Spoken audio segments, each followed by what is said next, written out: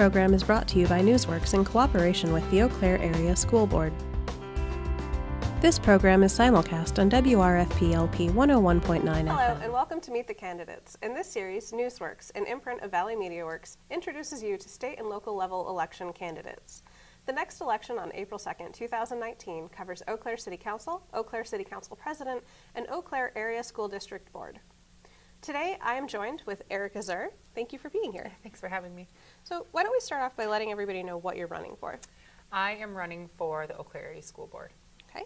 And what is inspiring you to run for that position?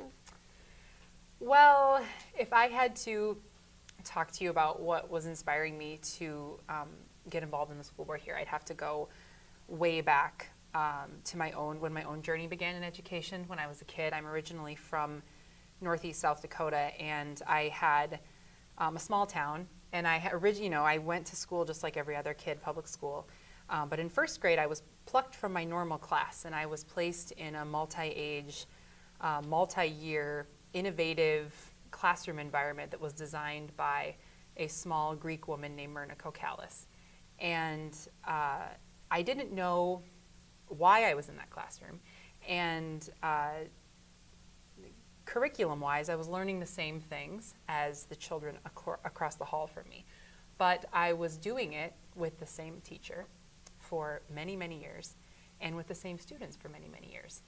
And that environment was incredibly nurturing for me. I didn't realize how creative it was, or how innovative it was, or how different it was, but for me as a student, it really, really worked. And when I lost that in middle school and high school, public education became something that no longer served me. It didn't work for me. I wasn't learning the things I needed to learn. I barely graduated from high school. I had a really tough time. I got into college kind of on a whim, and in college I was once again nurtured by my educators.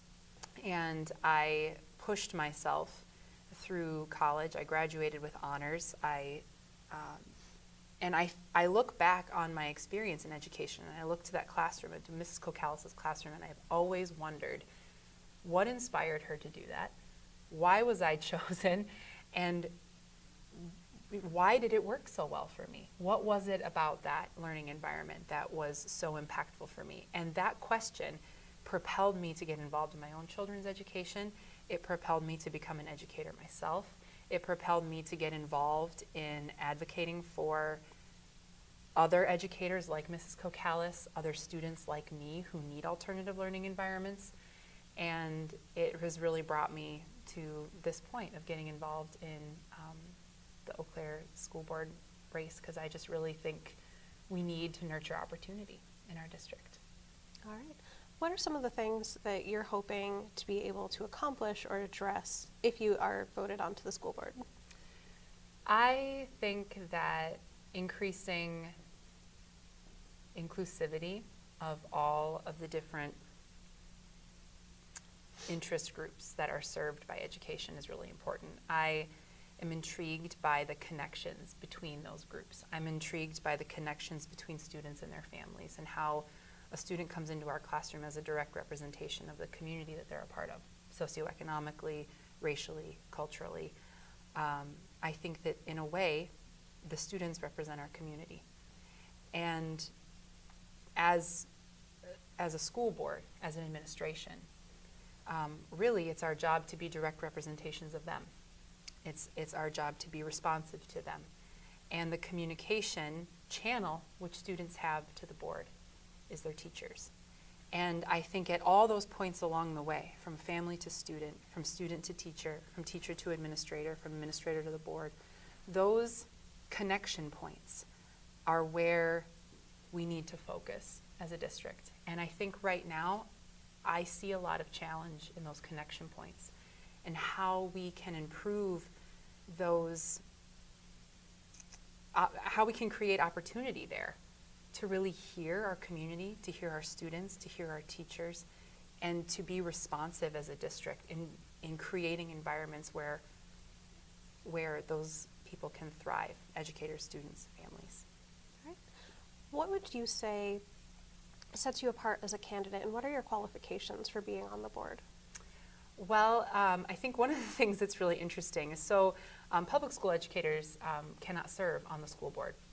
And I am actually a trained Montessori educator, and I teach at a small private school. So I'm in the classroom every day with students from 3 to 6 years old. And I think in a way, I would be the only person serving on the school board who was in a classroom with young children every day. And most of the kids at our school leave our school and enter public education. And I really use that as an anchor point in every decision that I make. I make it as an educator, and I make it for the sake of the students in my classroom and for other students as well, I guess. Is there anything else that you would like voters to know before they head into the voting booth on April 2nd?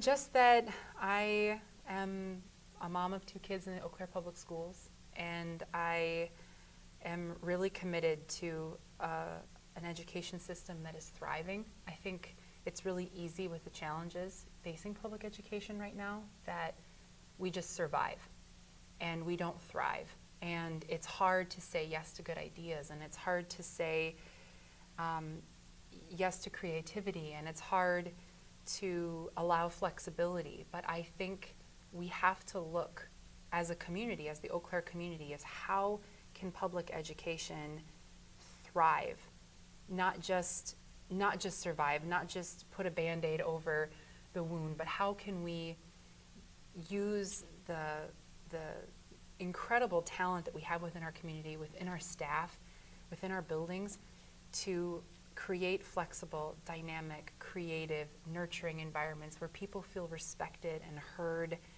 and like they can succeed, like they can thrive in those environments. So that's what I'm really hoping we can do. Wonderful. Well, good luck on voting day, and thank you for being here today. Thank you. And thank you to our viewers at home. This program and programs like it are made possible by your support. If you'd like to know how you can be involved, please visit www.valleymediaworks.org.